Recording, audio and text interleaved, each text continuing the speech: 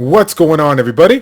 It's Childish. We're back at again with the next episode of Educate and Dominate, that one-on-one interview series where we take some of the top names in a game and get their insights so we can bring your game to the next level. My next guest is a very special guest, currently ranked #1 in the world in real-time arena. We have ourselves Syntac from the Guardian 3 Guild Elegy. What is going on, my man? Hey, how's it going, Childish? Big fan. Yeah, Big fan, man. I'm so psyched to be here. I've been watching you for like at least the last year, and some. I think the first couple you ever did with Scat were always good watching for me. So Yeah. this is a huge honor, man. I'm psyched to be on here. The pleasure is all mine, man. I can't even begin to describe how excited I am, not only to do this interview, but just the content that we're going to get out there for the community. So Me thank too. you for so much. Thank you so much for No coming on problem. board. Yeah. So let's get right into it. It's been, I want to say it's been almost a good 6 weeks now that I haven't been able to get out and educate dominate for the guests, and we're going to be coming back and doing it big. But for the community out there, I explained in my Man Crush Monday video, some of these people don't know you all too well, so I'm looking to really introduce you today. Can you take a step back for me and tell me how you even got into video gaming and how'd you end up like finding your way into Summoner's War? Yeah. Okay. So I'm like probably most people here, or the older generation that plays this particular game. I started out playing RPGs when I was a kid, like regular Nintendo, Zelda, Final Fantasy, all that stuff. High school, I got into the first big MMORPGs, EverQuest, all that stuff, all the way up to Warcraft, There you go. which I spent a good chunk of my college years playing. And the biggest downside to those was just the time commitment that you basically had to be parked in front of a computer screen, right? So I swore off video games when I graduated and got like a real job, and then I kind of started my own thing, and that took off. But when the smartphones and stuff came out, I got real into the mobile games because they're free and they were so fun. And the one I was playing right before, which I think a lot of people have probably tried at some point, was cool concept, was Puzzles and Dragons. And then I kind of stumbled into this because I was getting tired of that one. And this thing, to me, this was like the perfect combination after I played a month or so of everything I'd ever wanted in a video game. And the fact that you can auto while being, like I work all the time and I can play this game while I'm working. So that's kind of the huge upside for me. Yeah. I was gonna say, I think you're right in that group of myself that we're literally working day in and day out. I think the last time we spoke prior to today was on a Sunday. We both were working on a Sunday. It's like, I just got off work. It's like, I work every day, man. But that's the beauty of this game is that you can be a success. It's not like Warcraft where they make fun of it and stuff. You can be very successful and still play this game, and that's kind of why I like it so much. Is that I'm able to do this all day, and it helps me work. Like, to be honest, like it helps me focus because my job is so tedious. It's something that I kind of like, I'll work an extra couple hours because I'm going to be playing the game while I'm doing it. Right. Yeah, it works out well for me in terms of the rune farm and the grind and stuff. Right. And so when you got into some of this, well, obviously, the newer players are just finding out about this RTA, but some of us that are a little bit old school, RTA has not been out, right? So, what got you like inspired to kind of turn it up a notch, and really dive into the, extra high level thinking and get to where you are now? So in terms of arena, like I've always been one of those guys who overthought the the defense process way too much. Right. And it drove me nuts, the AI concept, because I'm like, you talk about it and it's just dumb. It never does what you want it to do. But I was always one of those people who thinking like 6-7 turns, how my AD is going to be moving, which is not at all how you want to do it. So, but that's the skill set that translates really, really well for RTA. So I think like when they first released the RTA beta or whatever, when it wasn't cross server, the very first day I went 30-0, and I was like, okay, I'm probably pretty good at this, just as a natural ability. But there was, and I really liked doing it. So it was kind of from there that I was like, I'm going to kind of devote, when this goes for real, I'm going to devote myself to this kind of, that was my mindset. Right. And it's crazy because when we think about RTA, right now. Some people like it, some people don't, but it's a totally different ball game. When it comes to high end arena, you're making you're making multiple compositions, right? But you're making compositions for rush hour, and not only being able to take out your opponent, but take it out quick. Right. Whereas now, in RTA, you're fighting the opponents live. They're thinking, and then you're kind of going back and forth with their level of thinking, and then in addition to all that, you got just a little bit of time to try to figure out what you want to do to counter their thing, to counter what they're trying to do, not just in the fight itself, but even before that, while you're setting up your units. So it's pretty intense. Yeah. Yeah. Yeah. And that's kind of the big difference between the regular and the RTA is that in regular arena, you're crafting these perfect four-man comps, right? And this is why they don't translate to RTA, because of that pick ban process. Mm-hmm. You could just ban the most crucial aspect of any four-man comp, and then it completely just nukes the comp. For Cleaves, if you take out the Galleon, they're not doing anything. So It's kind of like, that's why a lot of people are kind of scratching their heads, like, why doesn't the arena stuff translate? And that's the main reason. The pick ban is kind of the main reason that because you're not able to bring a perfect four-man comp anymore. Right. Yeah, so that's kind of, the big difference between the two is that pick ban process. And the timer's awesome. Right. Too. Right. Like, it's funny because I personally don't like it because I can't think at that level yet, but I definitely respect where it's at, because again, if it took too long, the fights would take too long, and it'd just be too drawn out for me. So I'm definitely down with what CompTwist has done thus far. But as far as the picking and banning process, let's take it a step back real quick. Let's talk about the whole aspect of just looking at choosing your composition, right? We're definitely going to have to pick certain units and ban others, but with regards to the composition of itself, in your opinion, what are some of the key strategies for creating these RTA compositions? What do you think? Okay, so basically, like, the way I've kind of broken the strategy down, the easiest way to do it is when you're thinking of picking, you want to think of roles, and I was kind of talking about this earlier, but you want to think of roles rather than units. So it's not necessarily, a Nat 5, Eladriel or whatever that you might have. That's the unit. The role it serves is a revive, and that's kind of how you want to break down every single thing in this game for RTA. Just break it down into it. You have strips, you have revives, you have DPS, you have cleanse, and I'm trying to think. I don't have them all how I categorize, because it's all categorized in my head off the top of my head. But that's how I think. When people lay units out, I don't see units anymore. It's just roles, the roles that they serve. And what you're trying to do is, the reason you want to think like that is because that's what's going to show you where people are weak when they're laying out their fives. Mm-hmm. Because you're seeing what roles they're serving, and you can ban appropriately to try and counter that. So for me, a lot of that is kind of, recognizing what people are actually laying and what they're going to do, and then picking the appropriate counters for that.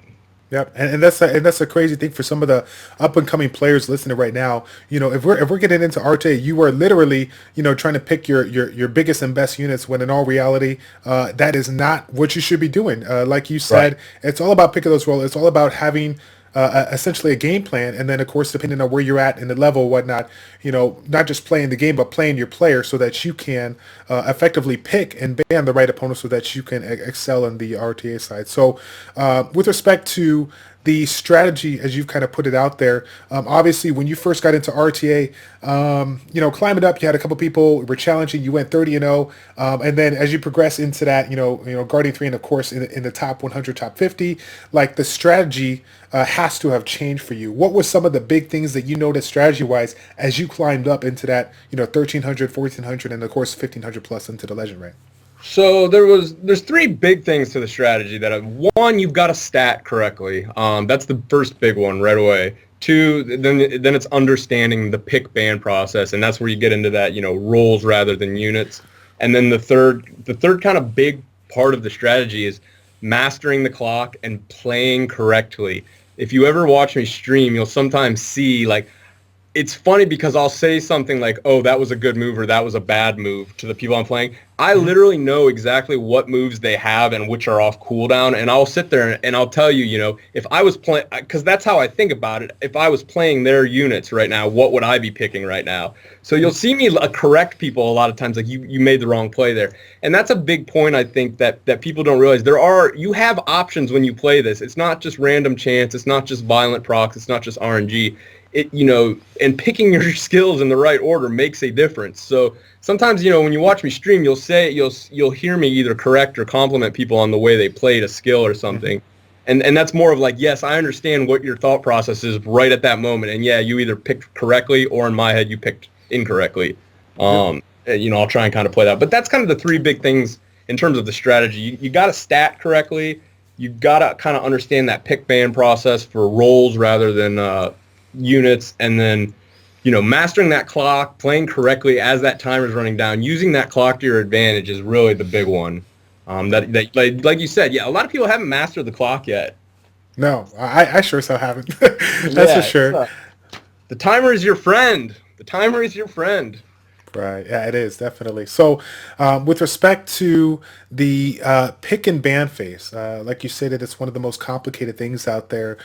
Tell me a little bit about your strategy coming into the fight. For the people that have been seeing their your RTA matches or whatnot, essentially all they're seeing is your anywhere from 5 to 8 common units, whatnot. But there's obviously a lot of strategy involved to what you pick, what you're trying to bring to the mix, so on and so forth. How do you go about the picking phase as far as what you try to bring to the mix? So I've got a couple of strategies, and you kind of were asking me too how I've progressed in doing this, and that's really where I'm making the most progression nowadays, because my stats are pretty much set, right? And when I pick my units, I at this point I've done enough matches where I know how to play, and I've kind of mastered the clock. So for me, where there's always room for improvement is kind of is that pick ban and understanding what you're doing. Right now, I've gotten to this point where I'm a lot more happy. I've gotten to the point where I'm much more like fluid and reactionary, I guess is how I described the pick ban process. Whereas in the past, I was like, oh, I have to get my Seara out first, or I have to get Perna out, or right.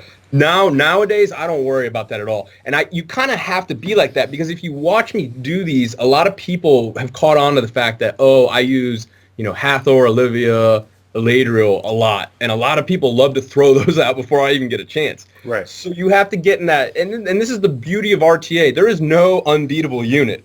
There are really good units that serve multiple roles, back into that role thing that we were talking about, which a lot of those do happen to be Nat 5, but there is no uncounterable unit that we've been able to find thus far, and we've tried a lot, trust me, because that's, any edge you can get is an edge you want to maintain. But so to me, I use these common units and a lot of people, but that's kind of how the way I've adapted over time is that a lot of people are throwing those out there now, what I've used to use or thought that I must have. And it's just a matter, I've used them. I know what counters them. So yeah, go ahead, throw them out. That's fine. And that's kind of, for me, starting out in the pick ban is really about first pick versus, second pick. Okay. Right. That's kind of important. Because first pick, I like to set the tone of the match. And yeah, I tend to right now, I'll either pick like you'll hear me call him Vila, and I mispronounce every single name, but I'll say like Vila or Perna is almost always my first pick right now. And that'll evolve. I can tell you already that's going to evolve, because I have a very strong suspicion later on that people that have, or a lot of people are getting their Hathors ready but aren't using them now. So I think in the future, a Hathor or Olivia will be a first type pick for me. I think that's going to evolve, and that really kind of depends on what the masses are using. But basically, what you want to do when you're throwing out starting out is you want to pick out a unit that is basically not, like, when I say uncounterable, is not a unit that can be easily countered. So I like Vila 1 because he's got the only 3-turn immunity cleanse type. He's a natural 5-star, and if he's picked and your opponent has him, that's a huge blow, because those cleanses are really, really strong right now. So Avella is one of the best, I think, first picks you can throw out there. And from there, I'm almost entirely reactionary at that point. I lay depending on what I think my opponent's doing.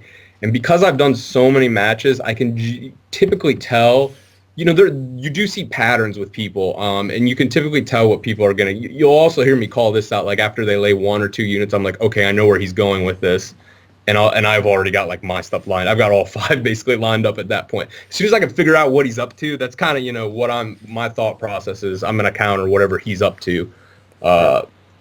Yeah, so that's kind of what I'm thinking about when I'm doing this. It's much more reactionary at this point. Gotcha. But yeah, there are things when you really want to, set the tone. Like I'm going to go, especially if you fought the same guys before, you can get out there and, like I'm going to yank his good units because a lot of people are kind of lost without their best units. So, Right. yeah.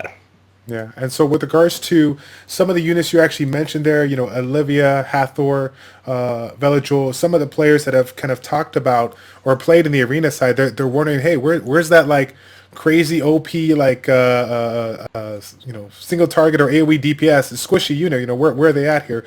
With respect to RTA, it's not about it's you could definitely make an argument for getting the first one or whatnot, but it's not about trying to devolution everything, right? You know what I'm saying? Right. It seems like there's an aspect of the short game and the long game. Tell me a little bit about that, and then where do you feel that your composition kind of fits in a role, and why do you feel, if you feel that the long game is extremely important, explain that concept. Why do you feel it's so strong?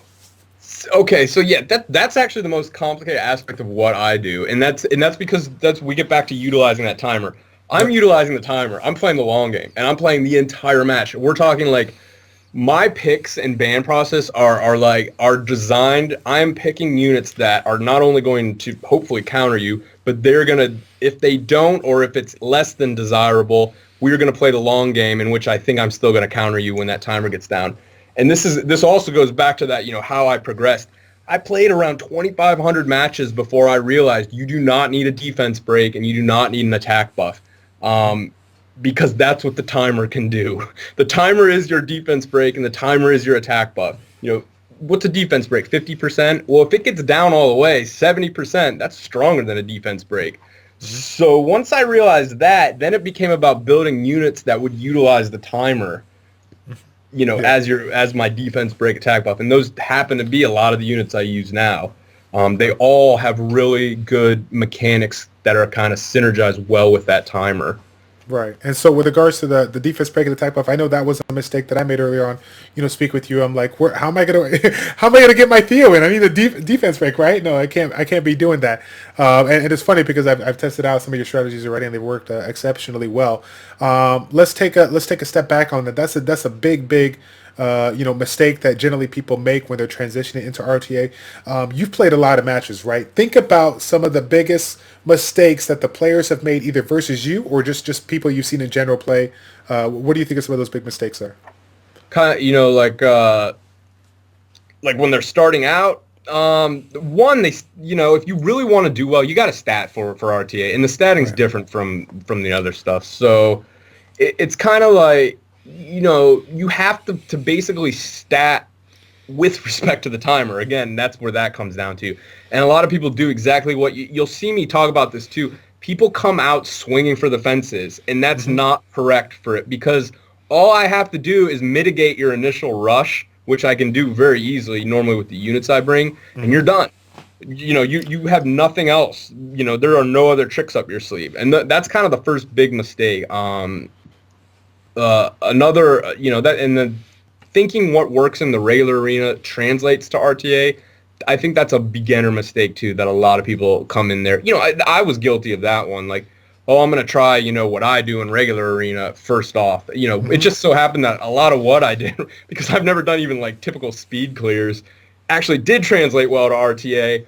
But the normal stuff, the cookie cutter stuff in regular arena does not translate to RTA. And that to me is what makes RTA so much more fun, because it's kind of, I keep jokingly calling it the Wild West of Summoner's War, because it's, there's, just because I've come up with stuff doesn't even necessarily mean it'll work for other people. It's kind of, you can really come up, there's vast areas of undiscovered play still for this RTA, And I fight people even now that are like, will beat me, and I'm like, wow, that's I see what they're doing with that. That's a really cool idea. So I really like that. And I think the last really big mistake that people make with the RTA when they're starting out is that, when they lose, they love to blame the RNG and the violence and stuff like that. Violent proc, man. It's all violent procs. But I'm telling you, man, there is, like, that's actually kind of another big progression point I made. My team was designed a lot to counter that RNG a lot, and I talked about that before. But that's not, to me, that's a very you're not really establishing why you've actually lost. And don't get me wrong, I've lost matches based on RNG, but that to me is the signs of a really, really good player because, like, okay, so, like, Hicks is one of the top-ranked players, too, and I think I lost, like, 4 in a row to him at one point, and I was just scratching my head because I'm looking at it, and I'm like, on paper, this comp should counter what he's bringing. You know, and finally I got to the point where I was like, I'm pinpointing the exact moment where he's literally procking out of what would have cost him the match. And it happened to be really bad luck for like 4 matches in a row where he won them, you know. But I realized that I actually did lose those to RNG, and then I think I fought him 3 or 4 more times, and he's never beaten me since. So there are points where you will lose to RNG, but for the vast majority of fights, it's because you've made a key error in like your statting. You just ban picked wrong, which is, trust me, you can always improve on that ban pick process. Especially if you're losing a lot of matches, that's really the first area to kind of focus on, you know, where you can make significant strides, statting your units better and then banning and picking better. Right.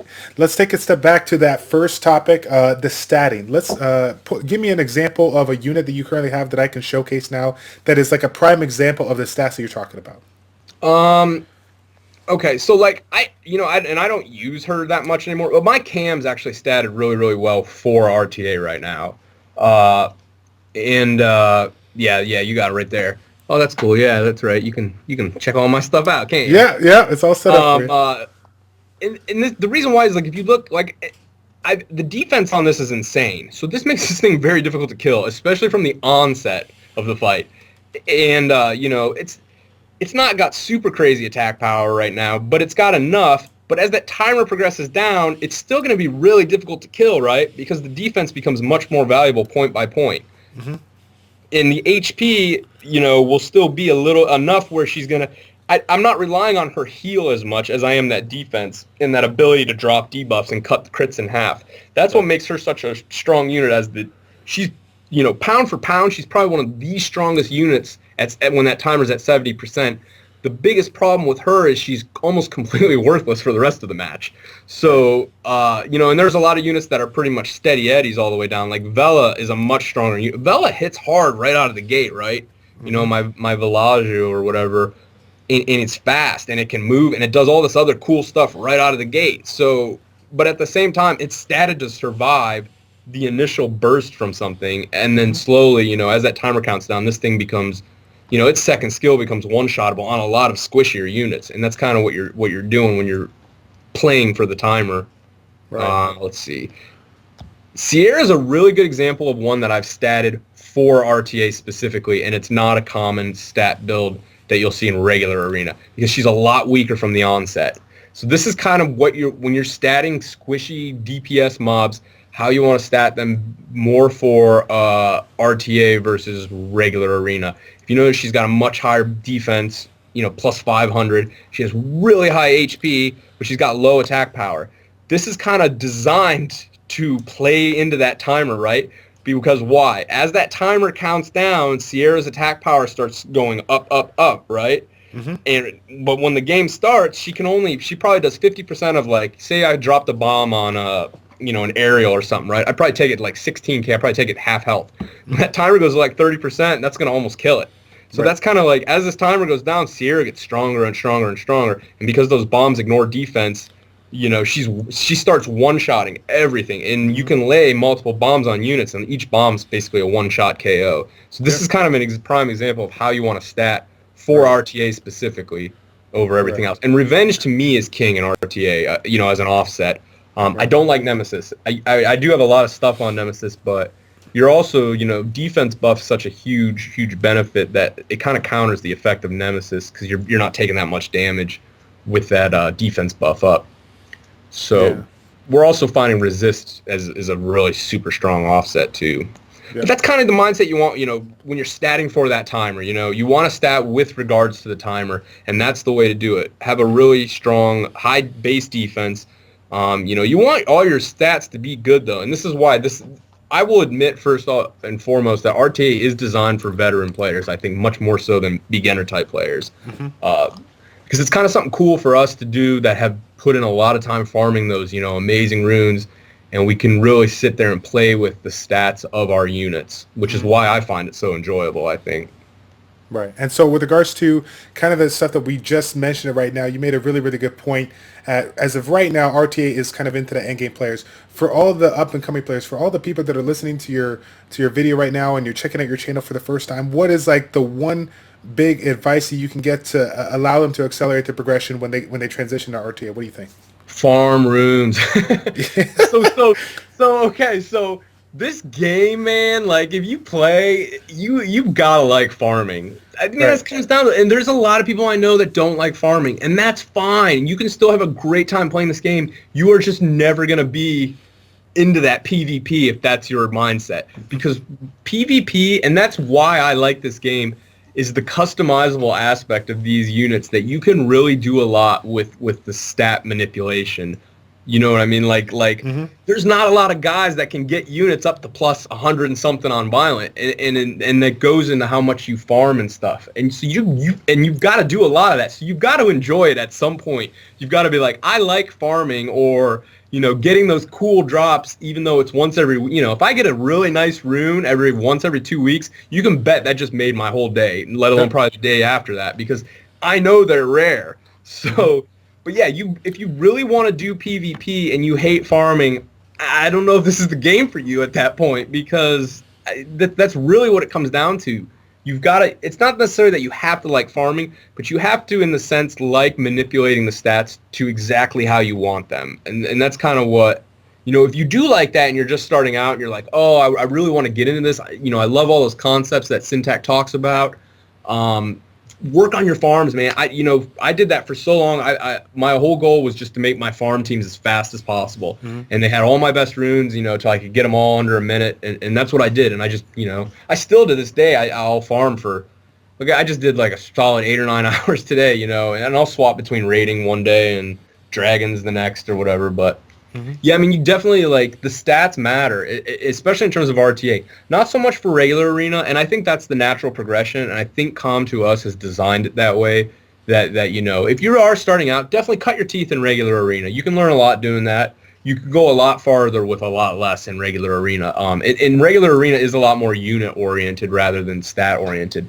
But RTA, if you're one of those guys, if you've kind of a no-name, or, and you've been playing a long time and you definitely have really good stats, but you've never, like, made a name for yourself in regular arena, you can go far in RTA. And those are the types of people I'm hoping to kind of turn on, because I know there's a lot of people out there that are like that are really into the statting aspect of this game, but just don't really care for the, AI, normal side of arena.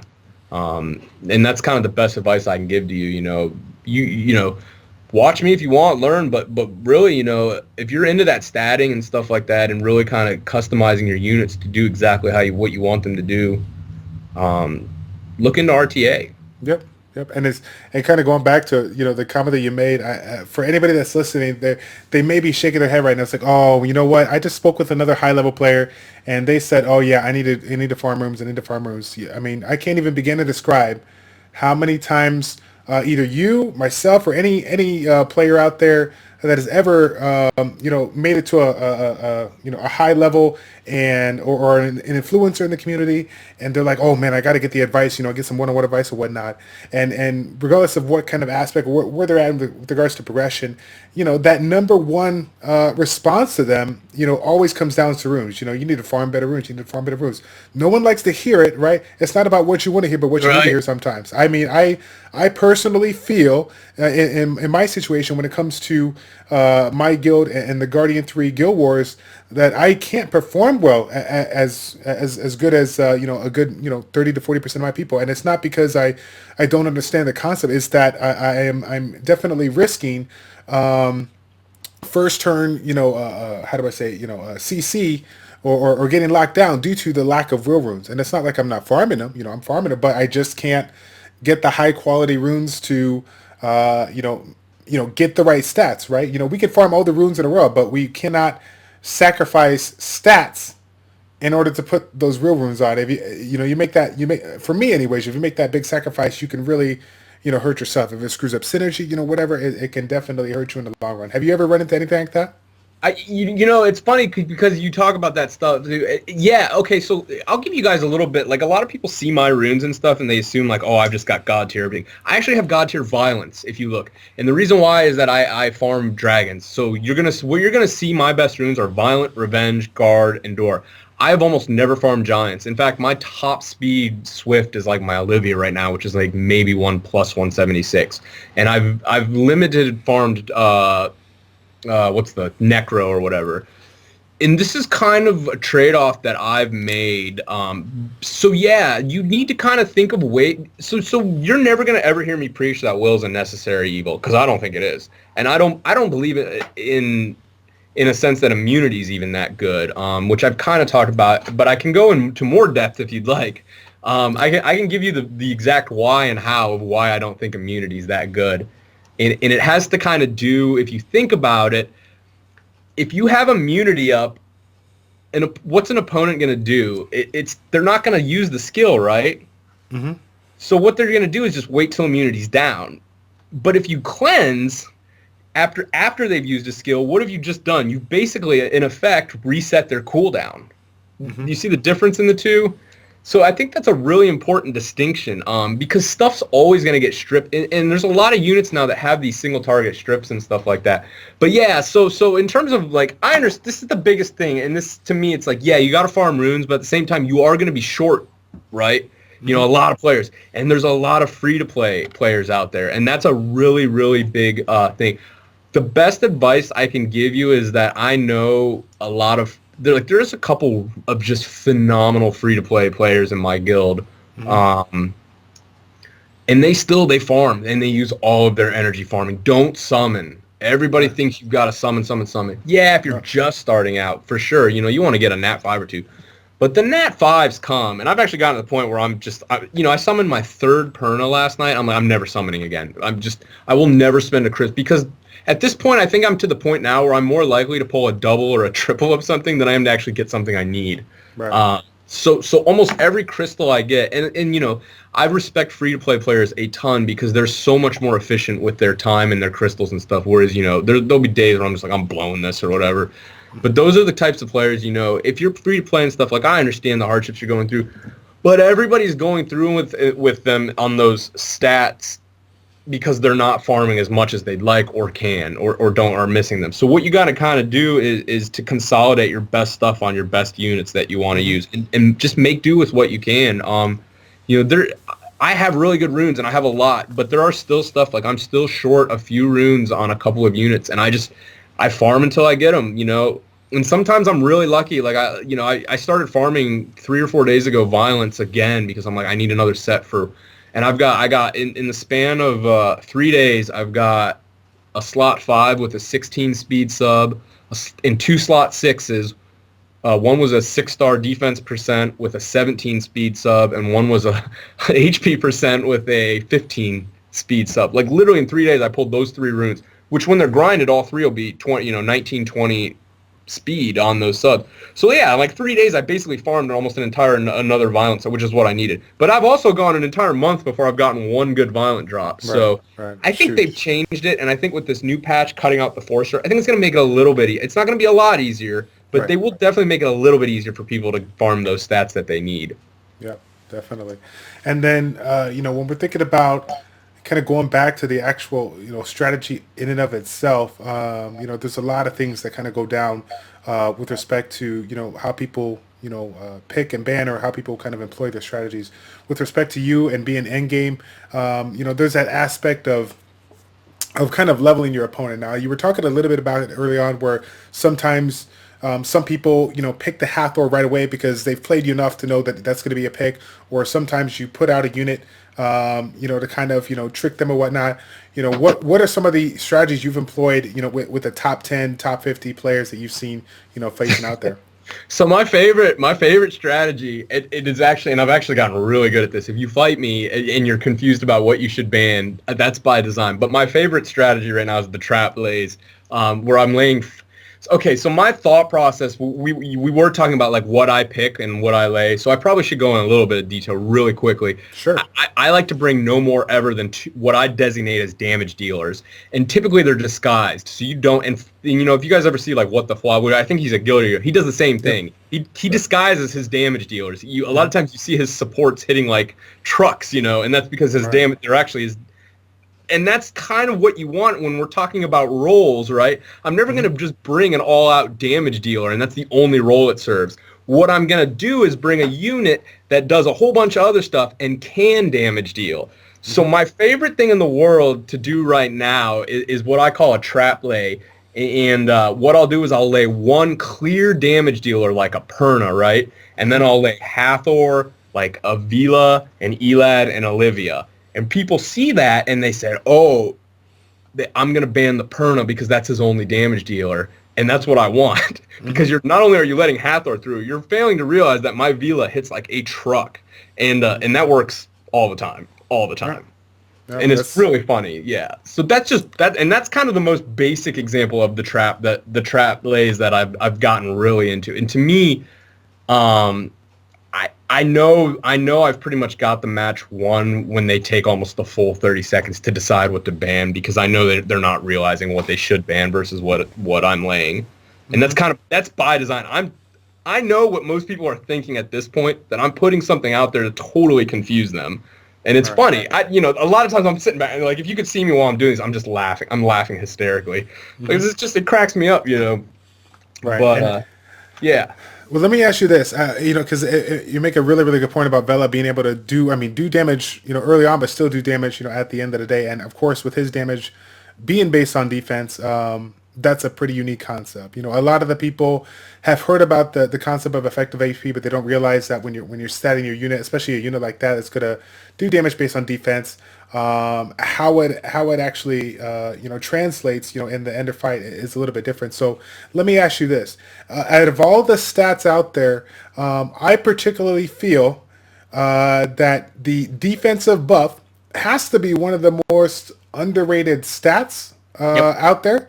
What's your take on that? What do you think? Yeah. Oh yeah. Yeah. I mean, even for Guild War, it is, and because now I've been like breaking my Olivia out of my defense, and she's winning, which is blowing my mind. But yeah, it is. And the reason why is it's just as good as an immunity. Like, say you get a crowd controlled by like an Okanos or something, they drop it down, but you've got a 3-turn defense. What are they going to do to you while you're sitting there stunned? Nothing. They're not going to do any. It's the equivalent of not even being stunned. And then we get back to that whole, well, they wasted a skill and weren't able to capitalize on it. It's the equivalent of a cooldown reset, and that's kind of what you're shooting for. So yeah, and the defense buff is also really important. We go back to that. You asked me like, why did I decide to use the units that I use? And the reason why was, I, like everybody else, got frustrated with what I call, initial match RNG, which is someone would move first, get that, clutch defense break, and then blow up the one unit that I needed to not die in the first round of the match. So I started developing comps that would basically counter that type of RNG, like a Theo moving 3 or 4 times in the first turn. And that's kind of where the revives come in. You know what I mean? Like, that's why I use revives now, and you'll hear me preach revives over heals, because revives allow you to reset the match back to square one. And that's the beauty of the defense is using units that can benefit from defense, right? And there's actually several. You'll hear me talk sometime. I've had this theory forever where I call it monsters that have what are known as an implicit defense bonus. And what's the one downside to defense? Do you know what it is? I do not. I'm listening. You can defense. See me kind of propped up here. I'm like, what?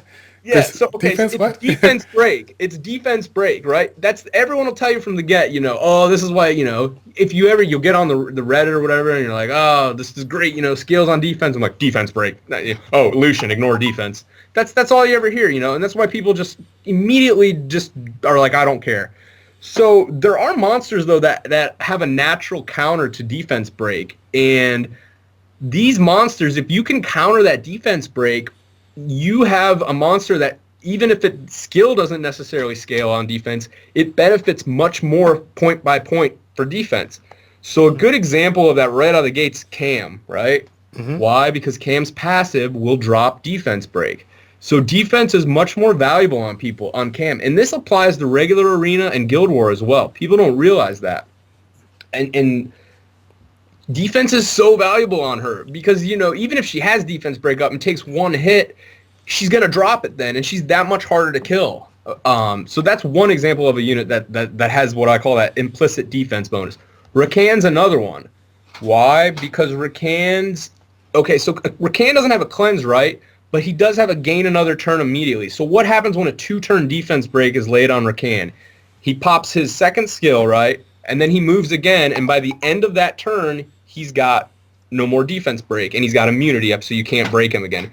So you'll hear me talk about why I want like really high defense on my Rakan, because he benefits from it. He's that much harder to kill. You know, stat for stat, his HP is that much more valuable when his defense is high then. And there's others, like Vela's one, because Vela's got a cleanse, so Vela's very difficult to defense break. So again, and Vela scales on defense. So Vela's kind of like the ultimate defense monster. The one that a lot of people have is Veramos. And I still use Veramos occasionally. And mine's not stat anymore. I've actually had to swap a lot of runes off of him for RTA stuff. But when I hit G3 2 months ago, or 2.5, 3, maybe it was 3 months ago, I was using Veramos on defense as my lead. Still very viable for regular arena. But you got to build it with that defense. You see how I got, 853? Yep. When I had this thing in its prime, it still had like plus 23,000 health with the defense, and maybe like it was double Nemesis. Yep. But it's like, this is another one. It drops defense break. So it's stat for stat, it has that implicit defense bonus. And I've actually been building I look for monsters that have that kind of built-in defense bonus. And I've, for over the last year now, been kind of focusing on those those have been my bread and butter. Mm-hmm. RTA allows those types of units to really shine. It makes those units just amazing units. Mm-hmm. And so with regards to the units that we're talking about, some of them we can make an argument for, like essentially like underrated and overlooked units. Out of all the units that you've seen played in this game, right, in this RTA stuff, what do you think is like the number one or number two like most underrated and overlooked unit for RTA right now? Well, I would say Elegy, but I think that one's catching on. Annabelle, I think, is one that I have one, and I think she's SS tier, because if you think about her skill set, it naturally, I mean, you don't even have to stat her. You can stat. Mine's not built all the way yet. I'm still, because she's going to be perfect when she's done. But she's the best.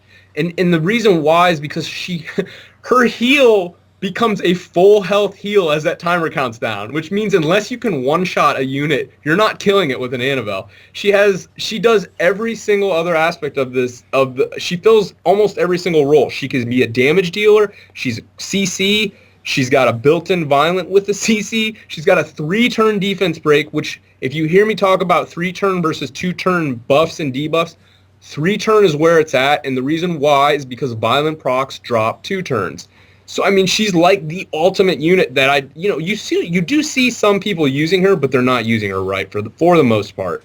Mm-hmm. And she's a god unit for RTA. I just hadn't never got around to using her. The big thing is she's a stat, whore when we talk about that. She benefits from everything because of that cleanse. She's got that implicit defense bonus, right? So you've got to have speed, you've got to have accuracy, you want to have resist, you got to have attack, defense, HP. Right. I mean, she's really probably the most stat hungry unit that there could possibly be for RTA to be a top tier RTA unit. But I think she's up there, and I don't think a lot of people have utilized her fully yet, but she can do it all.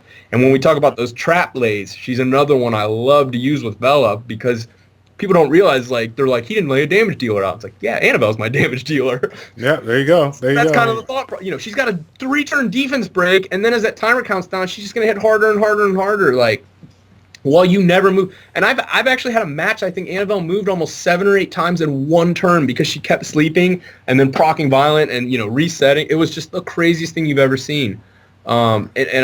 She's like Gemini, only awesome because she can survive and full heal your entire team every 2 turns, 3 turns. So that's the big one. Olivia. The other two I really think are grossly underrated right now are Zeros and Kuman. I think I don't have a Zeros, but people are like, oh, it's only, people aren't building their Zeroses right. Flaw has to some extent right now, and he's having a lot of success with it. I think he's up there now. You know, he's ranked 2 or 3. Yeah. But Kuman's the other one, man. That's that buff, and shields are so strong. Shields are almost the equivalent of defense. You know, Bastet's another one, but that she's catching on too. Yep. Shields are so strong in RTA because they're almost like a defense buff in the sense that, you know, you got to chew through the entire shield before you can do any damage. Yeah. Yeah, this is. I remember you showcasing this one in your video as well as in the RTA and whatnot, and I honestly feel like this is one of those units out there that people don't. I mean, and of course you really can't see the value out of some of these units until you max it out, so you can see the true benefit. But right. I was pretty darn impressed with the DPS that you were able to do. Man, yeah. And he, like I said, he's built like a tank, you know? He's built insane. Like, I love this guy. I think every single rune he's got on him was like an offset legend. You know when you get those legend drops and you're like, man, it's like an endure or a destroy or something? Mm-hmm. Yeah, well, I took all of those types of drops and I put them on him, so I was like really, really happy with, you know, his build and stuff. Because he's one of, and I also, that's the other reason I really like him. You don't have to build him violent, right? And I think I think everyone can agree, monsters that you don't have to build violent are amazing, right? Because everyone's got really nice, just offset runes and stuff. And those are the ones, you know, that are a lot more fun to build. Like the new one I'm getting into, but that I think will catch on. That I've never been so much in love with a monster since as I got this thing like 2 days ago, and I've just been giggling playing with it. Is the Wind Dice Magician? It is just the coolest thing in the world, and I think, and I'm just like in my head, I've got so many builds for this thing, and you're gonna see me break this thing out eventually and it's gonna take a while to get max skilled, but I don't even think he's 6'd yet. If you go down a little bit more. But you don't have to build this thing violent either, and there's a lot of potential. This thing is nuts, man. He is so cool. So I'm pretty excited for him too. Yeah, but that's the thing, you know, when you're talking about overrated, underrated, and that kind of stuff. You want you know, units that they need to serve roles, and that's the big one. Like Zeros, people are like, oh, it's only part of a wombo. It's like, no, there's that build for it, but a Zeros at its core is an AoE. When we're talking about a role, a Zeros is an AoE cooldown reset. And that's pretty much the most devastating thing that you can have happen to your entire team is all of their cooldowns getting put on max, you know, reset at once. So people, when they say, oh, Zeros is easy to counter, no, Zeros is not if it's built right. You know, and the problem is nobody, you know, not a lot of people. I will say Flaws is brutal. And there, you know, you've got to, when you think about countering those, you got to think about countering with passives, which, you know, we kind of talked about in that one video where I was talking about statting and stuff. But yeah, so that's kind of my thought process for that. Gotcha. And I think we already kind of mentioned it too, but if we were to talk about the rune set, I believe you did mention for some of the units that you particularly use, Revenge set has to be probably one of the more underrated rune sets out there, whatnot, depending on the unit and the role that unit is playing or whatnot. But would you make any argument for any other like subset or for? Well, you know, this is like there's so much unnecessary stuff. What I think a lot of people that are kind of on the top tiers and myself are slowly realizing right now in the last week or so is that resist is king. So. Endure as an offset is amazing. I mean, but in the concept, like, yeah, 20% resist, whatever, 100% resist if you can, and use endure runes if you have to. 100% resist is kind of the mindset, because you're starting to see that's the control, the debuffs type stuff is the stuff that the only way to counter it, aside from like an immunity or a cleanse, is to resist it, or have your cleanser resist it. You know, that type of concept. So yeah. Which is why I wish they would fix the accuracy resist mechanics. I don't think those are great right now. Right. Yeah. Speaking of which, you know, with respect to the things that are currently seen in the RTA matches today, there's obviously a lot of things that could change for the better, for the worse. What do you feel are some of the top things that you would like to see change when it comes to RTA to make it a little bit better? I mean, you know, right off the top of my head, like the big one is obviously when I say fix the DCs, there's two types of disconnection errors right now. One is entirely like your hardware is not set up right, and I think it mostly happens to people on Androids, and there is a workaround for it. So check out like the Reddit forums and find this thread, and you know, it's a simple technical fix. But the big one they need to fix is this ability that people have to disconnect both you and themselves, and both players lose points. And I think and I've had no one's immune to this. I've had it happen to me multiple times. It's probably the most frustrating thing. You're going to win a match, and the guy gets mad, and he just disconnects you both. And, he was going to lose the points anyway, but then now you're out the points you would have won. So I think that definitely needs addressed. The ranking system that they do is I understand it. It's based on, like, the chess ranking systems that they use, to rank grandmasters or whatever. But that needs to be, because we don't have enough people doing this, it needs to be based on rank and not on rating. So what you're going to find right now is when I queue, say I get, like, I'm rank 1. Say I queue against someone like Foix or whatever, and they're rank 3, right? They're only 2 ranks lower than me. They're the 3rd best in the world. If they win, they get 15 points, and I lose 15, right? Mm-hmm. But if I win, I only get 5, and they're only 2 ranks lower than me. So what we should see is a progressive system that's based on the point gain loss should be based on relative rank rather than relative rating, if that makes sense. Mm-hmm. People that are, within a certain amount of rating. And I also think that we should have almost brackets, and that you need to move in the sense that I'm not queuing against people that I'm obviously just going to steamroll. I only, there's maybe split into 4 brackets based on on your rating, and then you can move. If X amount of conditions are met, win percentage, this and that, you can move into the next bracket. That kind of a deal. And then overall in the game, I would really like some sort of a counter to strip, but that's just me. That's a right, yeah. That's like to me, the stripping's the most overpowered thing in the game because there's nothing that counters a good strip. And there needs to be just make a 3-star something that does something, friendly for everyone when you get stripped. I don't know. And then fix the resist accuracy mechanics. Yeah, I'm down for that accuracy resistance. That's kind of been an ongoing thing for quite some time. If you're gonna the concept, if you're gonna stat, which is difficult, if you're gonna stat for 100% of either accuracy or resist, this 15% error is too much. At least cut that down to 5%, right? And have it progressive though, that it starts cutting down, starting at 85% up to 100. It's something easy that they could easily kind of skew one direction or the other, and they just refuse to touch. I think so. Yeah. Right on. Well, we're getting ready to kind of wrap up the video. What is there anything else that you want to bring out to the community? Some last words as far as anything that they want to take in. What's the big takeaway message? For you when kind of giving advice to your viewers. There's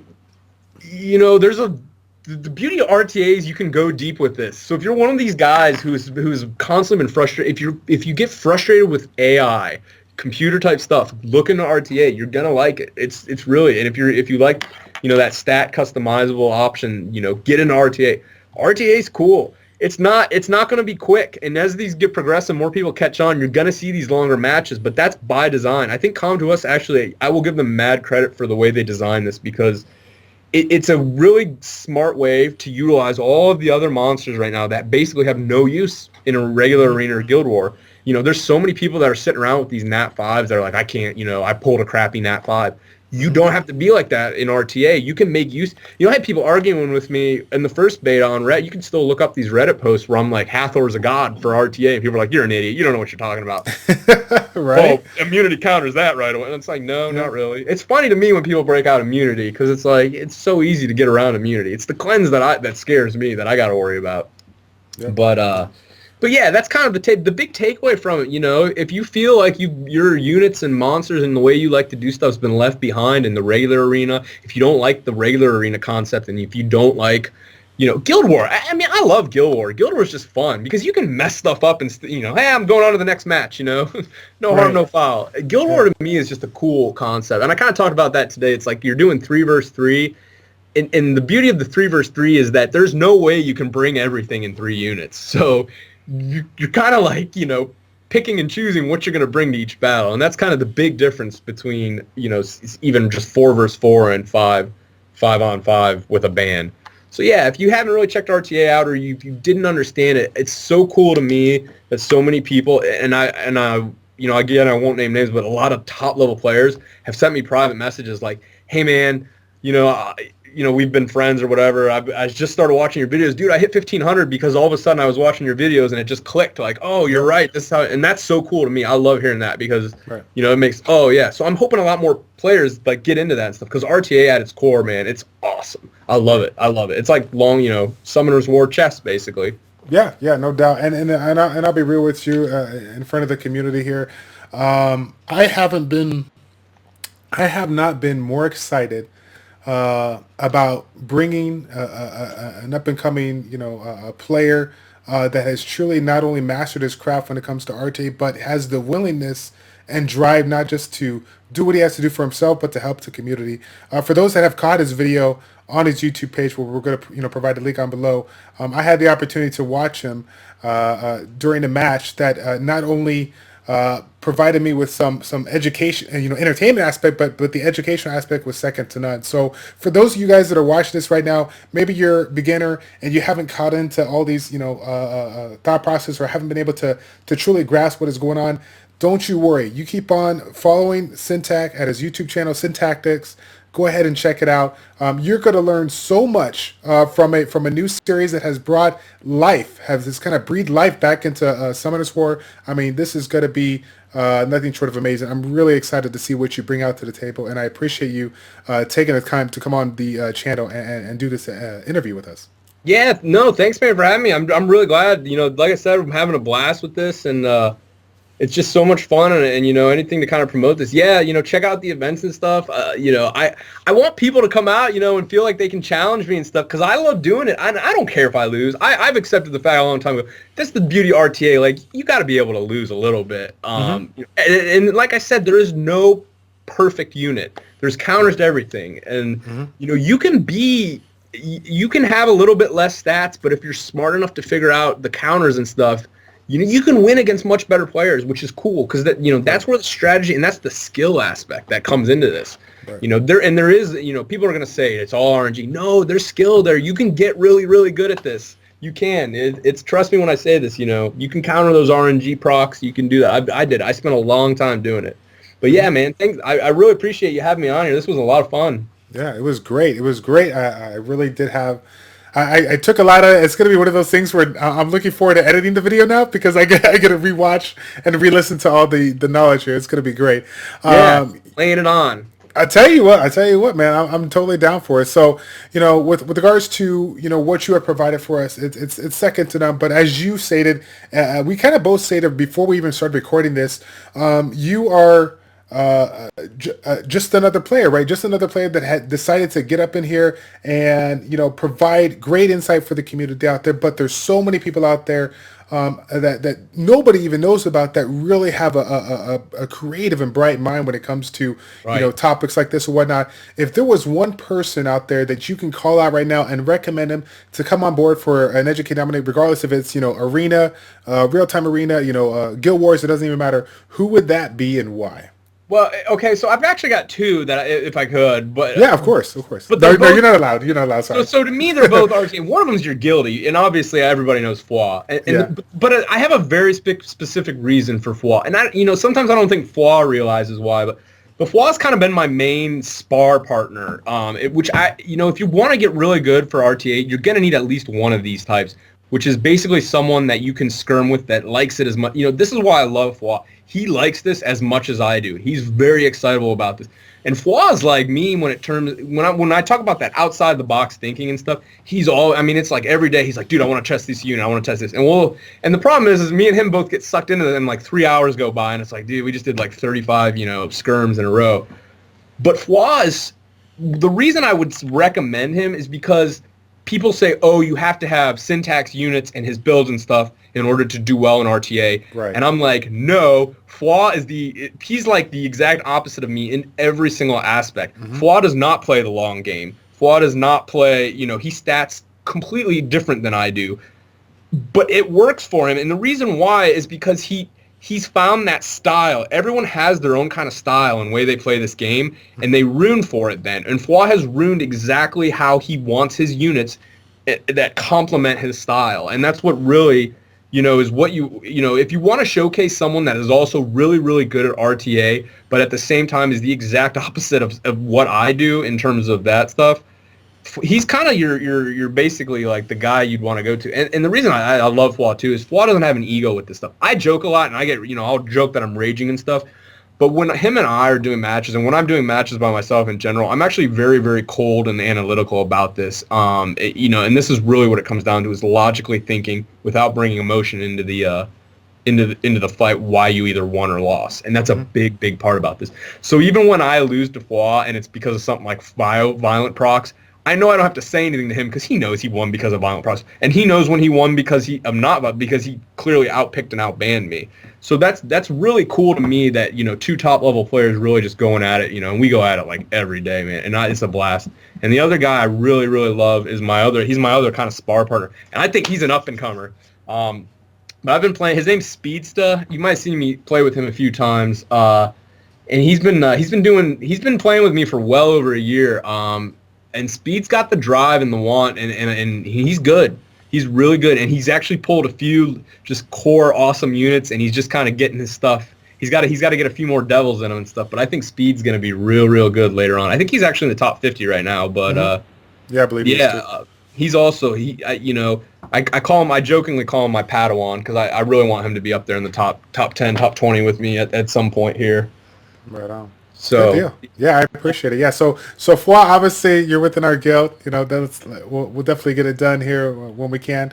In addition to that, Speedsta, obviously Syntac has my contact information. So if you're looking to provide great insight for the community, feel free to contact him, and we'll get it all forward to me so we can get that popping.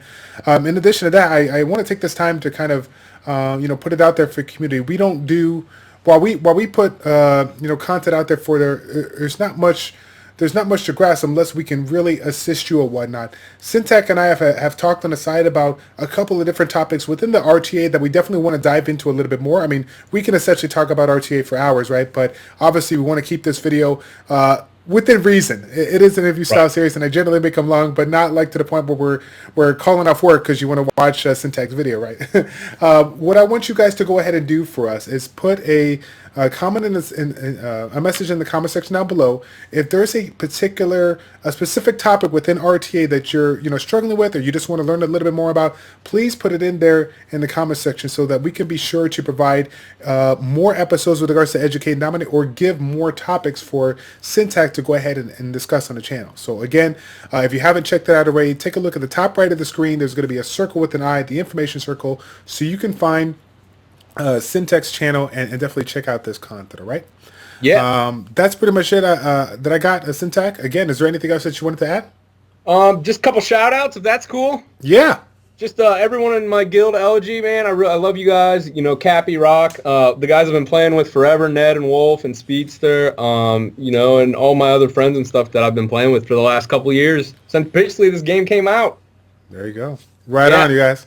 Big shout out to you all. And again, shout out to the community that has been supporting me for the last 2 years off and on with regards to the Educate and Dominate. I really do appreciate it. And I look forward to bringing you top-end videos like this for 2017. Okay.